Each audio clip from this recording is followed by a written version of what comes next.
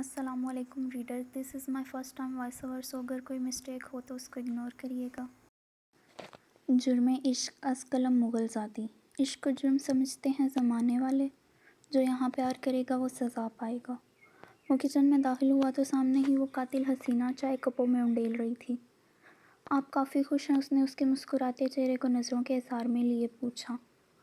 میرے رشتے کی بات ہو رہی ہے، اس نے مسکراتے ہوئے کہا، جبکہ مقابل کھڑا شخص حیرت سے اسے دیکھ رہا تھا۔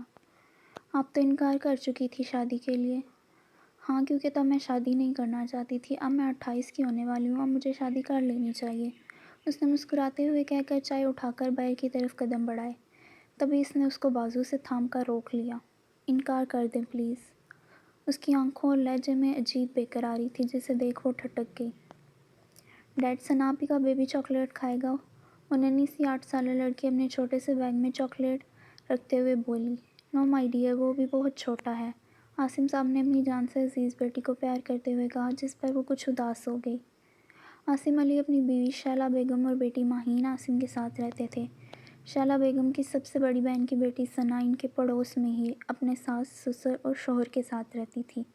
ثنا کا شوہر شایان اختر عاصم صاحب کے ساتھ کپڑوں کا بزنس چلا رہا تھا، اور اب اللہ نے اسے ایک بیٹے سے نوازا تھا۔ ماہین نئے بیبی کو دیکھنے کے لیے بے حد ایکسائٹڈ تھی۔ ابھی وہ لوگ ہاسپٹل جا رہے تھے۔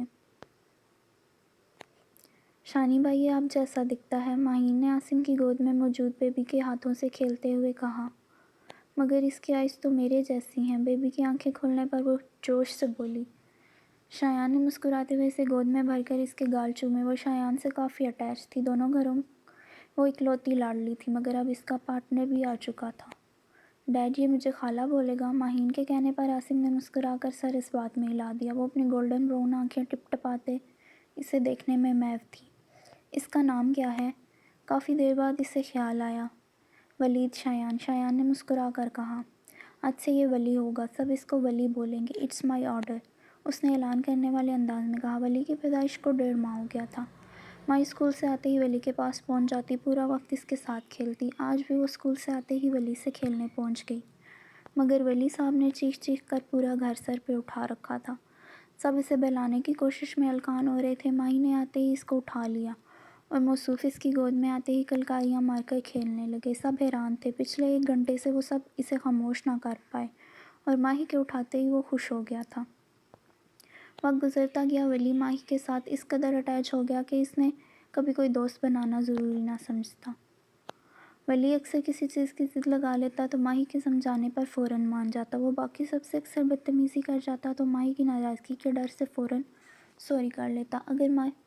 اگر گھر میں کوئی مہمان بچہ آ جاتا یا کوئی تقریب ہوتی تو وہ ماہی کی گود میں بیٹھ جاتا۔ اگر کوئی بچہ ماہی کے پاس آتا، وہ اس کو مارتا اور کہتا، میری خالہ کے پاس کوئی نہ آئے۔ اس معاملے میں وہ ماہی کی بھی نہ سنتا، چاہے وہ کتنا ہی کیوں نہ سمجھائے۔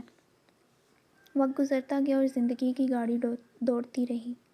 ولی اب 15 سال کا ہو گیا تھا۔ اس کے دل میں ماہی کے لیے جذبات بدلنے لگے۔ وہ اس سے کافی قریب تھا۔ یہ سب ماہی کی ہی بدولت تھا۔ وہ ولی کو ہمیشہ نیکی بدی کا درس دیتی رہتی۔ ولی قرآن کو سمجھتا تھا، وہ قرآن میں موجود احکام کی پیروی کرتا۔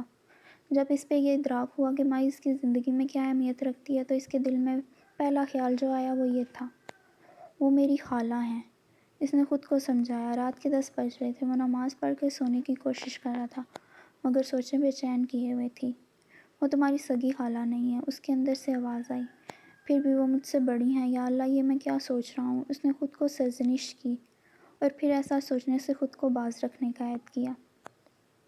یہ پہلی بار تھا جب اس نے ایسا سوچا، پھر اس کے بعد یہ معمول بن گیا۔ وہ جب بھی ماہی کے ساتھ ہوتا اسے دیکھتا رہتا۔ بچپن سے ماہی اسے پڑھاتی تھی، اس کے علاوہ بھی وہ کافی وقت ساتھ گزارتے تھے۔ ڈو یو لو می؟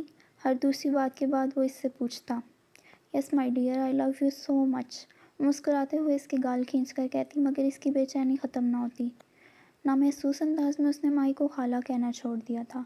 ماہی نے 1-2 بار اسے ٹوکا، مگر پھر اس نے زیادہ دھیان نہ دیا۔ ولی میں کافی بدلاؤ آ گیا تھا۔ وہ نماز میں لمبی دعائیں مانگتا، تہجد بھی باقاعدگی سے پڑھتا۔ اس نے ماہی کے ساتھ وقت گزارنا کم کر دیا تھا۔ ماہی نے بھی جاب شروع کر دی۔ وہ بس شام میں اسے پڑھاتی اور اس دوران ولی نگاہیں جھکائے رکھتا۔ وہ اپنی محبت کو پاکیزہ رکھنا چاہتا تھا۔ اس کا یہ بدلاؤ صرف ثنا نے محسوس کیا تھا۔ وہ اپنے اکلوتے بیٹے کو ایسے نہیں دیکھ سکتی تھی۔ اس نے اس سے اکثر بات کرنے کی کوشش کی مگر وہ ہمیشہ یہ کہہ کر ٹال دیتا، relax mom, there is nothing wrong, I am fine. امید ہے آپ کو آج کا پارٹ اچھا لگا ہوگا۔ اپنی رائے دینا مت بھولیے۔ پارٹ 2 انشاءاللہ ٹمارو۔ اللہ حافظ۔